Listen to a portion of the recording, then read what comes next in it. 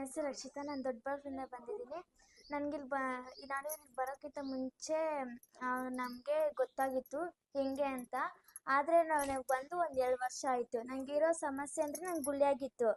ಏನಂತ ತೋರ್ಸೋಕೆ ಆಸ್ಪತ್ರೆ ಎಲ್ಲ ತೋರಿಸಿದ್ರು ಮೇಲಾಗಲಿಲ್ಲ. ಆಪ್ರೇಷನ್ ಮಾಡಿಸ್ಬೇಕು, ಎಲ್ಲ ಇದು ಮಾಡಬೇಕು ಅಂತಂದರು. ಮಾಡ್ಸೋಣ ಅಂತಂದರೆ ಆಗುತ್ತಿಲ್ಲ ಅಂದರೆ ಡೌಟು ಅಂತ ಹೇಳಿದ್ರು ಡಾಕ್ಟರ್ಸ್. ಅದಕ್ಕೆ ಬರೆಯೋಕ್ಕಾಗಲ್ಲ, ಓದೋಕ್ಕಾಗಲ್ಲ ಅಂದ್ಬಿಟ್ಟು ಅಮ್ಮ ಇಲ್ಲಿ ದಾರಿ ತೋರಿಸಿದ್ರು. ಅಮ್ಮ ದಾರಿ ತೋರಿಸಿದ್ಮೇಲೆ ನಾವು ಬಂದ್ವಿ.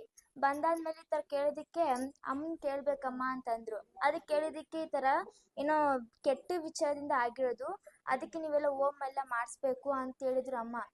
ಮತ್ತು ಹೋಮೆಲ್ಲ 3 ಸತಿ ಮಾಡಿಸಾದ್ಮೇಲೆ 12 ಮೇಲೆ ನೀವು ಅನ್ನ ತಿನ್ನಬೇಕು ಅಂತಂದರು. ಅನ್ನ ತಿಂದು 9 ವಾರ ಮುಡುಪು ನೀರು ತಡೆ ಎಲ್ಲ ಒರೆಸ್ಕೊಂಡು ಅಮ್ಮಂಗೆ ಪ್ರದಕ್ಷಿಣೆ ಹಾಕಿ ಎಲ್ಲ ಇದು ಮಾಡಿದ್ಮೇಲೆ ನನಗೆ ಬರೆಯೋಕ್ಕೂ ಈಸಿ ಆಯಿತು, ಓದೋಕ್ಕೂ ಈಸಿ ಆಯಿತು.